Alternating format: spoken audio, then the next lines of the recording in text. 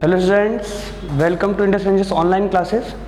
देखो बच्चों, हम लोग centre of mass of the continuous body पे हम लोग वर्क कर रहे थे। तो जिसमें हमने आपको सेमी सर्कुलर वायर का बताया था, एक और होता है सेमी सर्कुलर प्लेट। आज उसके बारे में बताएंगे और कुछ कॉन्सेप्ट देंगे और कुछ क्वेश्चंस बताएंगे। ठीक है, तो ध्यान से समझिए। Centre of mass of the semi circular plate, heading डाल लीजिए बच्चों, centre of mass of the semi circular plate. तो चलिए लेते हैं सेमी सर्कुलर प्लेट को हम लोग। ये हमने एक प्लेट बना लिया, सेमी सर्कुलर प्लेट है। ठीक है, centre of mass of the semi circular plate, और हमने यहाँ से वाई एक्सिस और ये रहा आपका एक्स एक्सिस। अब देखिए करना क्या है, इसका सेंटर ऑफ मास निकालना है। तो सबसे पहले बच्चों देखो, तुम लोग को एक ऐसा एलिमेंट सोचना पड़ेगा जिस एलिमेंट को आप इंक्रीज करते जाओ तो धीरे धीरे क्या हो जाए, ये पूरा फिगर कवर हो जाए। यानी छोटा सा एलिमेंट मानना होता है, क्या माने, वायर था तो डीएम मान लिए थे, पर ये तो आपका पूरा प्लेट है। एक बात सोचो दिमाग में ध्यान से, ऐसे अगर मान लो छोटे छोटे वायर्स को हम रखते जाएं इस तरीके से, ऐसे करोड़ों वायर्स को रखें और इस स्पेस को, जो ये स्पेस दिख रहा है, इसको जीरो के बराबर यानी कि एक के ऊपर एक, तो बेटा एक प्लेट नहीं बन जाएगा। ध्यान से सोचो तो, ढेर सारे वायर्स को ऐसे ऐसे रखते जाएं एक के ऊपर एक, तो एक प्लेट बन जाएगा ना। तो देखो बच्चों, अगर इतना अच्छे से विजुअलाइजेशन क्लियर है तो फिजिक्स इजी हो जाता है। तो देखिए क्या हो जाएगा। अब यहाँ पे आप लोग, इसके बाद आप लोग को एलिमेंट मिल चुका है। अब देखिए कैसे एलिमेंट मिल चुका है। मान लेते हैं कि यहाँ से आर, इसका जो रेडियस है वो कैपिटल आर है। हम मान लेते हैं स्मॉल आर डिस्टेंस पे हमने क्या किया, एक सर्कल, सेमी सर्कुलर वायर माना। ध्यान से समझिए। और इस आर से डी आर दूरी पे, आर प्लस डी आर पे एक और सेमी सर्कुलर वायर मान रहे हैं। ये डिस्टेंस कितना है, डी आर। ठीक है, ये कितना है आपका, कोई स्मॉल आर डिस्टेंस है। अब देखिए बच्चों, अगर आप इस आर को कैपिटल आर के बराबर बढ़ा देते हैं तो पूरा प्लेट कवर हो जाएगा। तो अब ना एलिमेंट का प्रॉब्लम सॉल्व हो गया। यानी हम जानते हैं कि ये आर और डी आर। अब देखिए करना है क्या, ये कैसा सरफेस है, ये एक सरफेस है। ध्यान से समझिए, ये एक सरफेस है, 2 डायमेंशनल सरफेस, यानी एरिया की बात हो रही है। तो आपको मास पर यूनिट लेंथ नहीं, वो लीनियर था। ठीक है, एक डायमेंशन में हो सकता था, इसको एक डायमेंशन में नहीं रख सकते, इसको कभी भी एरिया कभी भी 2 डायमेंशन में रखना पड़ेगा। तो देखिए क्या होगा, इसके लिए आपको मास पर यूनिट एरिया निकालना पड़ेगा। मास पर यूनिट एरिया बोले तो बच्चों, मास पर यूनिट एरिया आप लोग को निकालना पड़ेगा। तो मास पर यूनिट एरिया क्यों निकालेंगे, क्योंकि ये भी देखिए हमारा एक एरिया वाला फिगर हो रहा है, 2 डायमेंशनल हो रहा है, एक आर और एक डी आर। बताते हैं क्या बनेगा, वो भी बताते हैं आप लोग को। मास इसका m था और मास अपॉन एरिया कर देते हैं, तो पूरा मास पर यूनिट एरिया कितना हो जाएगा, पूरा मास m और सेमी सर्कल का area pi r square, capital r रहेगा बच्चों, ये याद रखना।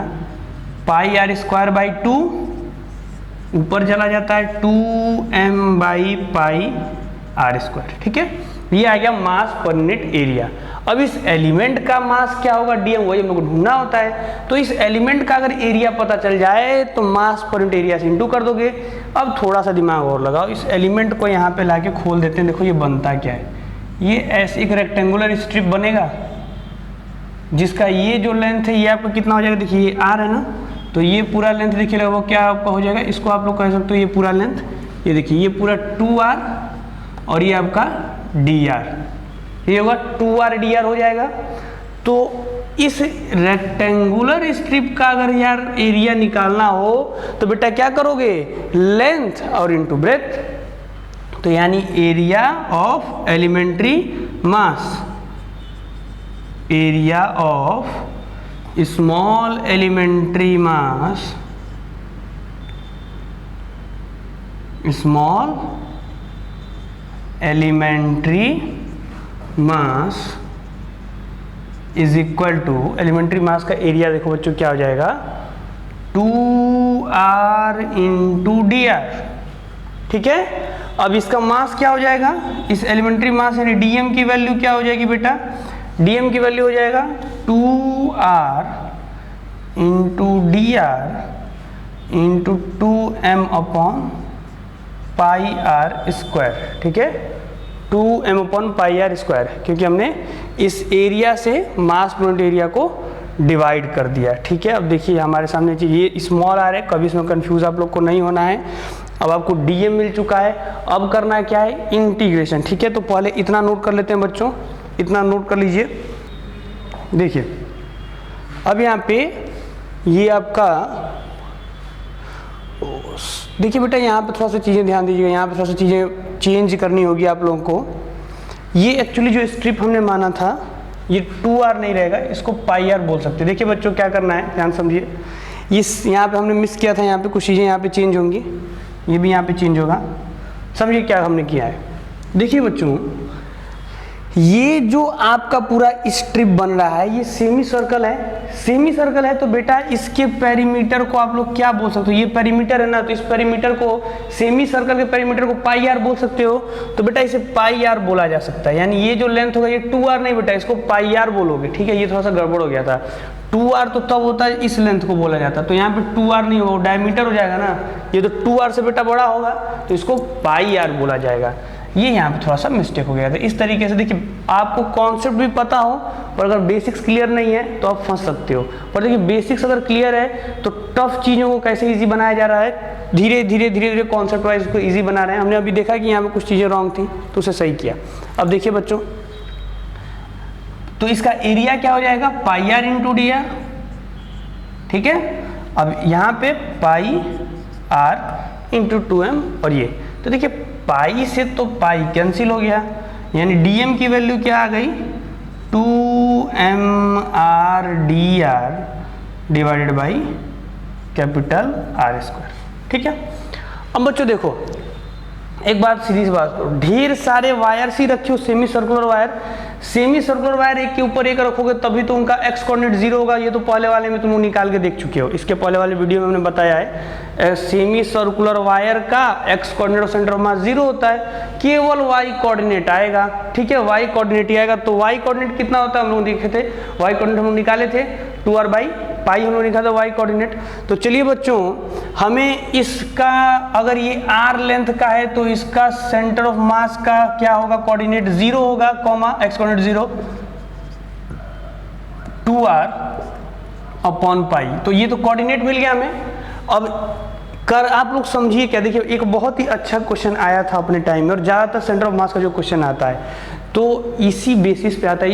ये कॉन्सेप्ट ध्यान से समझ में आया तो सब समझ में आ जाएगा। इसमें बहुत सी चीज़ें बता रहे हैं, ध्यान से देखिए।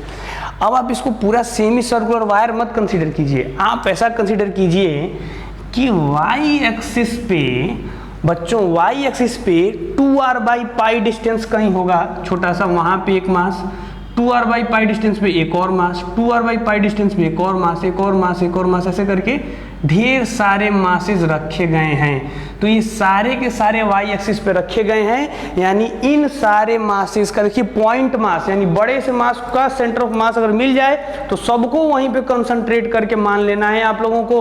और फिर उससे क्या होगा कि इन सब पॉइंट मास के बीचों बीच में एक पॉइंट आएगा जहाँ पे इन पॉइंट मास का सेंटर ऑफ मास सिचुएटेड होगा, और वही सेंटर ऑफ मास इस प्लेट का होगा। ठीक है, तो हम वही कॉन्सेप्ट बताना चाह रहे हैं बच्चों। हमने क्या किया, इस वायर से हमें कोई मतलब नहीं है, हमको इसका सेंटर ऑफ मास ऑलरेडी हम निकाल चुके हैं, हमें पता है 2r/π पे होगा। ऐसे ही ढेरों होंगे, करोड़ों वायर रखे, करोड़ों एलिमेंट्री वायर रखे गए तो मिला। यानी कि ये वैल्यू बढ़ते बढ़ते अगर कैपिटल R हो जाए तो पूरे प्लेट तक में जहाँ तक छोटे छोटे मासेस रखे गए हैं हमें वो पोजीशन मिल जाएगा। तो अब इंटीग्रेशन कर देते हैं। कोऑर्डिनेट मेरे पास था ही 1/m इंटीग्रेशन 0 से r। ठीक है, कोऑर्डिनेट है मेरे पास y coordinate 2r/π dm। dm की वैल्यू आप लोग निकाल चुके हो, 1/m 0 से r। ठीक है, और यहाँ पे 2r/π dm की वैल्यू पुट करने चलो बच्चों, देखो 2mr/dr। ठीक है, 2mr/dr, और ये r² को हम यहाँ पे ले लेते हैं आगे। अब देखिए बच्चों, सॉरी यहाँ पे पाई ज़्यादा आ गया, 2mr/dr, ये dm की वैल्यू हम पुट कर दिए। अब इसके बाद देखो m से m को तो कैंसिल कर लो। अब देखो होगा क्या, आपका ये 2r और ठीक है ये 2r/पाई और यहाँ पे 2, हाँ ठीक है बच्चों। अब देखो ये आपका हो जा रहा है यहाँ पे 4/पाई को बाहर ले लेते हैं, जो कांस्टेंट टर्म्स हैं उनको बाहर ले लेते हैं, 4/पाई को बाहर ले लेते हैं और r² को बाहर ले लेते हैं। ठीक है, अब अंदर इंटीग्रेशन किसका हो रहा है, देखो इंटीग्रेशन 0 से r तक, और हो किसका रहा है बच्चों, देखो r² dr का हो रहा है। तो बेटा इसके बाद आपका क्या बन जाएगा, ये देखिए 4r² तो बन जाएगा। ठीक है, अब r², ये देखिए कैसा इंटीग्रेशन है, x² dx का इंटीग्रेशन है। तो x² dx का इंटीग्रेशन क्या होगा, x³/3, तो यहाँ पे x³/3 यानी कि क्या हो जाएगा आपका r³/3, और इसका क्या कर दीजिए, वैल्यू पुट कर दीजिए 0 से r। ठीक है, लिमिट। अब देखिए क्या बन जाने वाला है आपके सामने, ये बेटा बन जाएगा, यहाँ पे बता देते हैं, इसका सेंटर ऑफ मास यहाँ पे आ जा रहा है, ये देखिए 4/R²पाई, upper limit minus lower limit, lower limit 0 है तो कोई मतलब है नहीं रखने का, अपर लिमिट रख देते हैं r³/3। ठीक है, इससे ये गया, यानी बचा क्या 4/3r और ये पाई।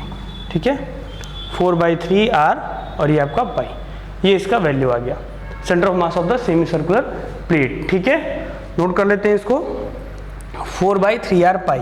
तो देखिए बेटा इसमें 2-3 चीज़ें हम बताएं, बहुत इंपॉर्टेंट चीज़ें दी, ये बहुत इंपॉर्टेंट था ये टेक्निक, कि आपको जब सेंटर ऑफ मास पता हो कंटिन्यूअस बॉडीज का, तो आप सारे कंटिन्यूअस बॉडी को नेग्लेक्ट कर दीजिए और उसके पॉइंट पे मान लीजिए कि वो पूरा मास है।